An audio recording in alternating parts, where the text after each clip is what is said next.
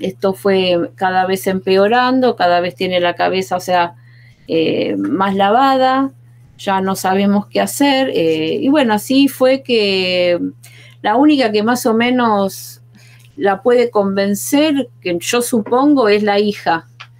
Y bueno, la hija no está de acuerdo, ella quería llevársela con ella y por ninguna forma, gracias a Dios, la nena quiso ir, si bien que la nena también, o sea, obviamente, de vivir en un barrio, ir a una escuela con la mamá, a vivir en otro barrio, otra escuela con el padre, fue un cambio muy grande para la nena. Pero se ven de vez en cuando. Y así fue que me enteré que la quieren sacar del país. Porque le dijo, mira lo que tengo, y le mostró el pasaporte, y ella está como si va, no sé, le hubieran dicho a un chico que se va a Disney. Está re feliz, que se va a ir de viaje, que va a ir. Entonces la hija le preguntó que qué iba a hacer y supuestamente iba a predicar. Y le digo, ¿qué va a predicar? Porque le dijeron que posiblemente o vaya a Australia o a Inglaterra, pero que de último momento puede cambiar el destino. Digo, ¿y qué va a ir a predicar si ni el idioma entiende? ¿Cómo va a ir a predicar? Pero bueno, ella no va a ir a predicar y bueno, está súper contenta, y es ahí donde decimos, bueno, ya no sabemos a dónde recurrir, con quién hablar, porque en la fiscalía están, cada vez que yo llamo, que están trabajando, pero así es, o sea, que porque a mí me parece mucho 1 año y pico, ellas me dicen que no, que el trabajo está haciendo muy bien. Le digo, pero yo cada día pierdo un poquito más a mi hija, porque cada día está peor. Inclusive en un análisis que le hicieron está anémica, y bueno, no sé, ya no sabemos dónde recurrir y que alguien nos escuche, bueno, salvo vos, Pablo, que estuvimos con vos desde el primer momento. Te agradezco un montón lo que haces por nosotros. Y yo debo decir que ustedes entendieron al 100% las pautas que puse para trabajar y las respetaron y me hicieron caso en todo, de 10, como en otros casos que siempre resultaron las cosas bien. En este caso yo le fui sincero. Como le digo siempre a la gente, nosotros podemos hacer todo 10 puntos como lo hicimos, como lo hizo Protex, porque Protex trabajó 10 puntos también. Trabajó 10 puntos. Pero depende del juzgado que te caiga la causa, depende si tenés suerte o no tenés suerte. Es así, lamentablemente es así. Y yo se los dije a ustedes, miren que si nos toca un juzgado, y esto hasta Protex nos los dijo, o sea, si ellos pusieron toda la voluntad, pero una vez que caen en el juzgado, Protex ni nosotros podemos hacer más nada. O sea, ¿qué más tenemos que presentar? ¿Qué le tenemos que llevar a una persona ya víctima que le hayan obligado a donar un órgano? Porque inclusive hemos investigado en la red, hay videos de los líderes donde dicen que el fin es donar los órganos, ¿no? Sí, inclusive yo investigué por internet, que es lo que decía, si yo lo encuentro en internet lo puede encontrar cualquier persona, y mismo la fiscalía, que había visto primero en Wikipedia sobre los datos de Dave McKay, que es quien empieza en realidad esta organización en Australia en 1970. Se llamaba de otra manera, era... Algo del desierto era, ¿no? No. Primero se llamaba algo como Seguidores de Jesús, pero no me acuerdo exactamente en este momento el nombre. El tema es que primero ellos se flagelaban. Entonces, nada, en ese momento se supone que se deshace esta comunidad, pero inician un montón con diferentes nombres, que es Una Voz en el Desierto, The Voice in the Desert, y Cómo Vivir por Fe, y un par más, en diferentes países. Nada, este hombre, está el documental en internet que dice que un día viajando desde Australia a California ve una película donde un niño le da el riñón a su abuela. Entonces baja del avión con esa idea de que hay que donar a quien lo precise. Nada, entonces se lo dijo a todos los de la comunidad y todos empezaron a donar. En su momento en Inglaterra era ilegal donar a un extraño, no sé ahora, no lo investigué eso.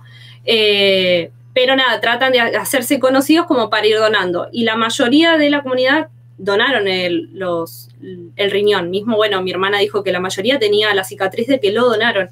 Entonces, por eso es que nosotros nos cierra todo ahora que la hayan vacunado, porque sin la vacuna no viajas al exterior, que la hagan hacer tanto deporte, el tema de comer bien, digamos, sano, para que justamente cuando viaje poder donar el riñón, o bueno, un órgano, no sabemos bien, esa es nuestra conclusión. En más investigaciones viendo, porque ellos por momentos dicen que sí son parte de Voice in the Desert y de Una Voz en el Desierto, pero a veces dicen que no, en algunos vivos que hacen ellos dicen que no y que no hay niños, pero en los videos subidos en internet y sí. Hemos encontrado blogs donde dicen que son lo mismo.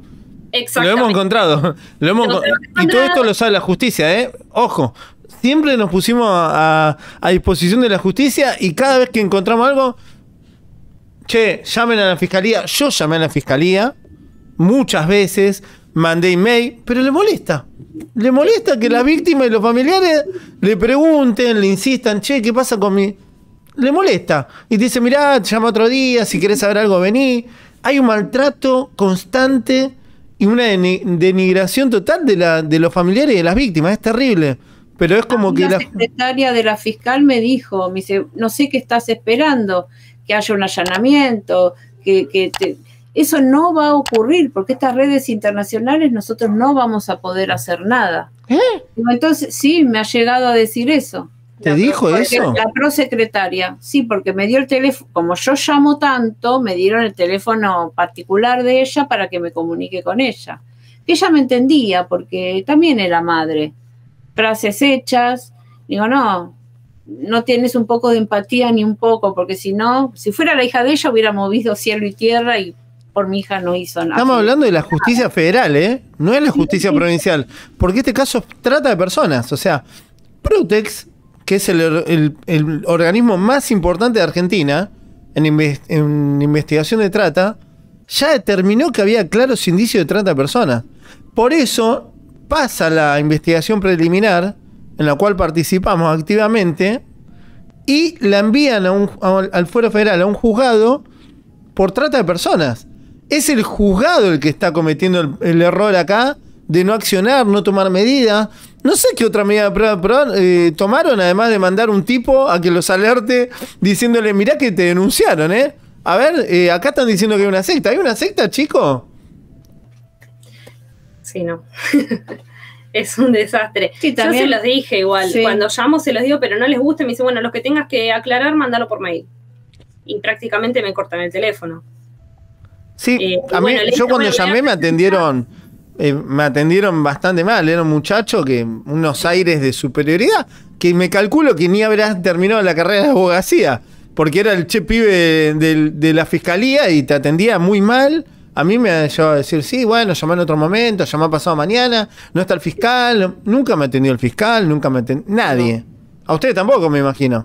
No, a mí la máximo la prosecretaria. Es más, no sé si lo puedo decir porque estaría...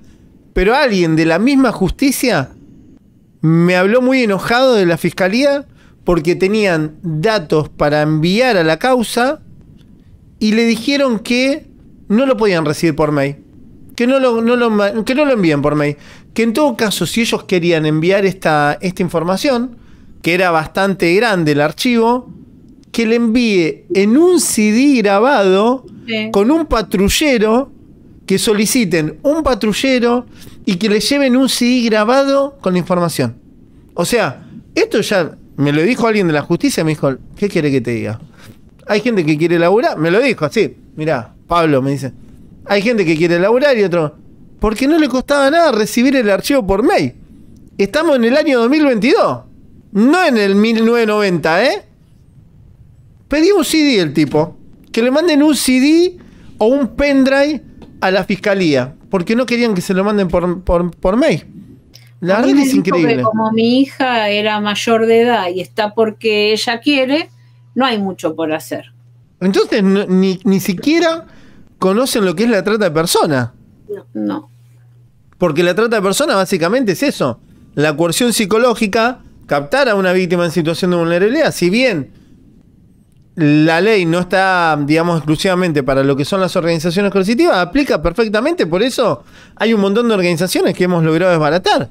Es más, paralelamente o tiempo después o antes, o al mismo tiempo, creo que fue, que estuvimos con el caso de Ariel, de la provincia de Salta, y esa organización la logramos desbaratar completamente en el mes de noviembre, diciembre, salió en todos los noticieros de Salta. Sí. El tipo ya está preso.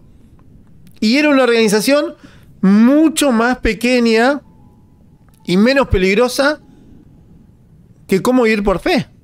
O sea, la verdad que no se entiende que alguien de la justicia te diga, y señora, esto es una red internacional, nosotros no podemos hacer nada. ¿Para qué mierda está la justicia? No entiendo. Si no puede hacer nada, ¿qué tenemos que agarrar nosotros y hacer justicia por mano propia? Sí. Porque si ellos no pueden hacer nada, ¿quién entonces? ¿Qué tenemos que tomar la mano en la justicia a manos propias?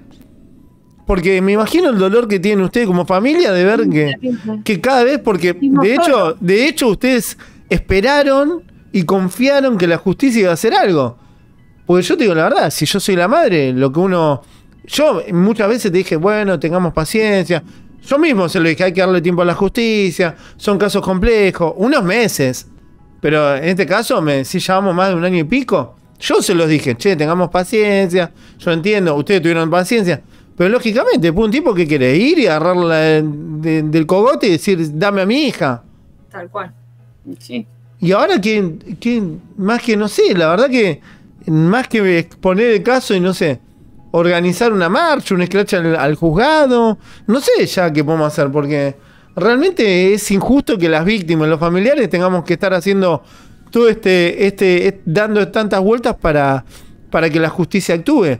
Y más en un caso tan grave que hemos visto, hay testimonios que los tenemos grabados de gente en caravana que está esperando para donar los órganos, que se han desprendido de sus casas, han vendido sus propiedades y viven en caravana en Estados Unidos o en Australia, creo, ¿no?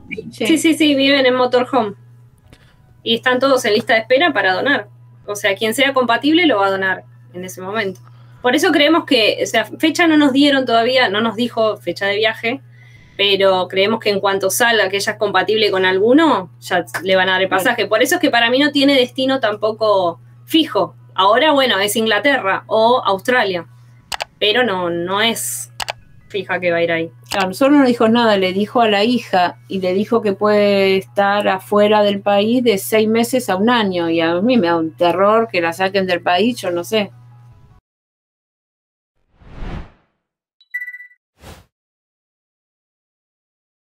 Es bastante contundente, ¿no? Lo que nos cuenta la familia. A ver, para este lado, ¿no?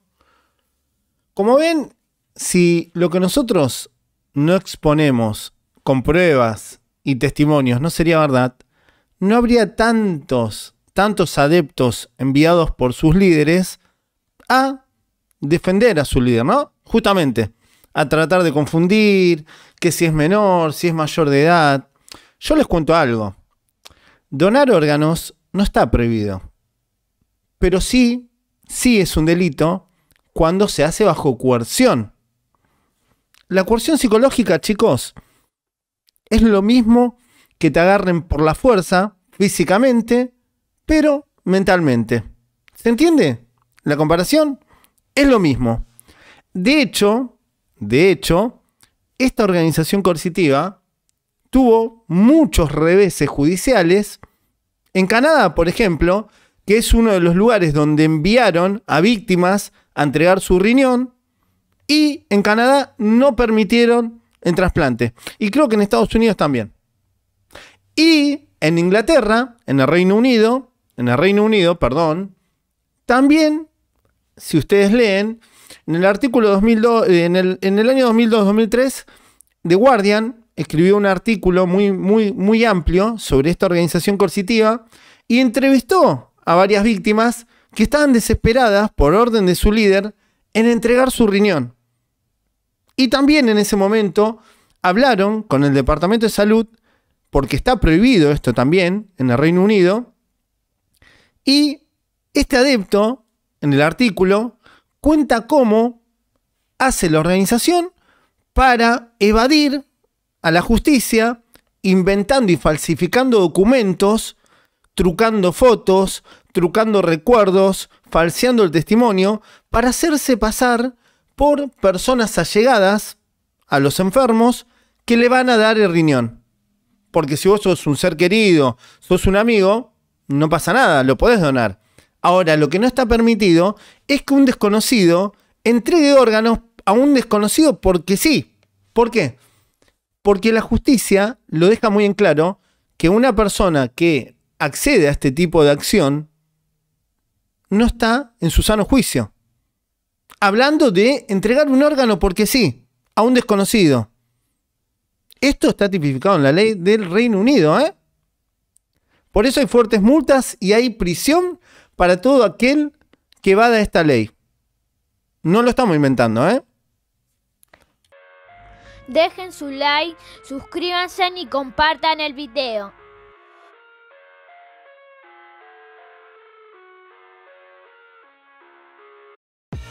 I live inside my own world of make